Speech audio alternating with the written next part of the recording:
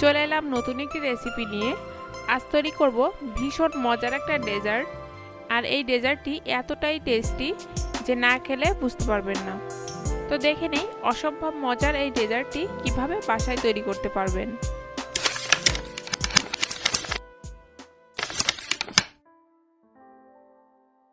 প্রথমেই ক্যারামেলটা তৈরি করে নিব। সেজন্য চুলায় একটা প্যান বসিয়ে 4 টেবিল চামচ চিনি দিয়ে দিচ্ছি এবং সামান্য একটু পানি দিয়ে জাল করে নিতে হবে।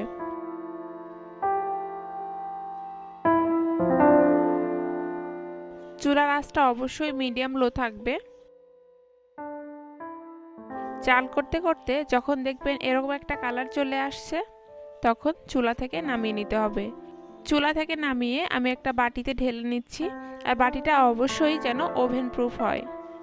এখন ক্যারামেলটা সেট হওয়ার জন্য একটা পাশে রেখে দিতে হবে।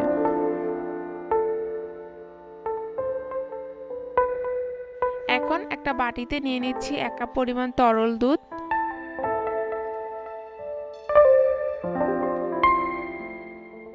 এবং হাফ কাপ পরিমাণ গুঁড়া দুধ। তরল দুধটা যেন হালকা গরম থাকে, এতে গুঁড়া দুধটা মেশানোর সুবিধা হবে। আর এটাকে এমনভাবে মেশাতে হবে যেন ভেতরে কোনো লাঞ্চ না থাকে।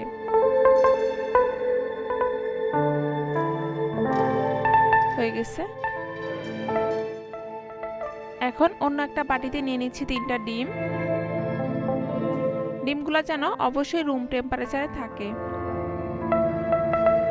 এখন এটাকে মিশিয়ে নিতে হবে।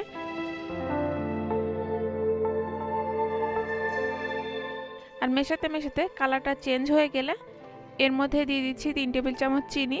মিষ্টিটা একটু বেশি খেলে 4 টেবিল চামচ দিতে পারেন এবং 1 চা চামচ ভ্যানিলা এসেন্স দিয়ে ভালোভাবে মিশিয়ে নিচ্ছি। এখন এর মধ্যে সেই দুধটা দিয়ে দিলাম। আর দুধের টেম্পারেচারটা এমন হবে যেন একটা আঙ্গুল ডিপ করা যায়।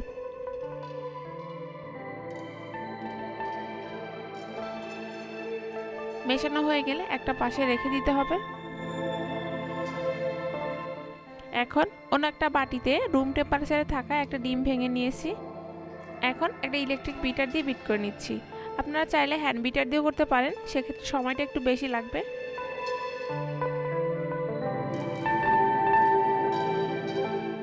কিছুক্ষণ বিট করার পর 1 টেবিল চামচ চিনি দিয়ে দিলাম।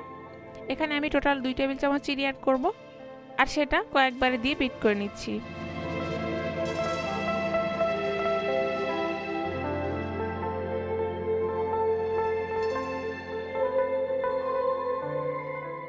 বিট করতে করতে যখন এরকম একটা ফোম তৈরি হবে তখন উপরে একটা স্টেইনার বসিয়ে দিয়ে দিচ্ছি 2 টেবিল চামচ ময়দা। একটা ডিমের জন্য 2 টেবিল চামচ ময়দা লাগবে। আর চেষ্টা করবেন ময়দাটা চেলে নিতে, এতে পারফেক্ট একটা ব্যাটার তৈরি হবে।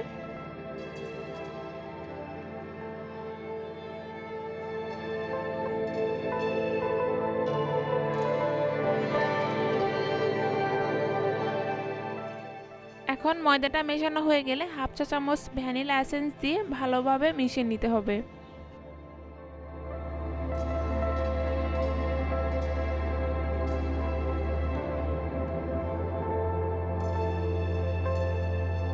হয়ে গেছে। এবার সেই পুডিং এর বাটিটা নিয়ে নিলাম, আর এখানে একটা স্টেনার বসিয়ে পুডিং এর মিশ্রণটা ঢেলে দিচ্ছি।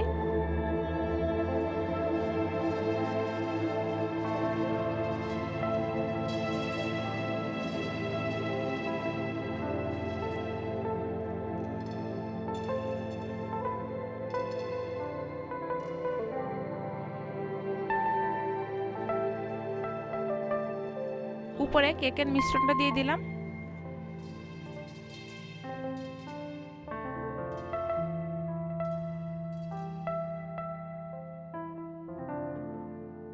এখন এটা ওভেনে বেক করব 150 ডিগ্রি সেন্টিগ্রেড তাপমাত্রায় 45 মিনিট।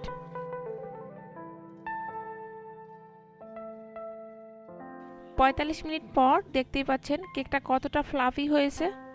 এখন এটাকে ওভেন থেকে বের করে নিব। আমি একটু কেটে দেখাচ্ছি।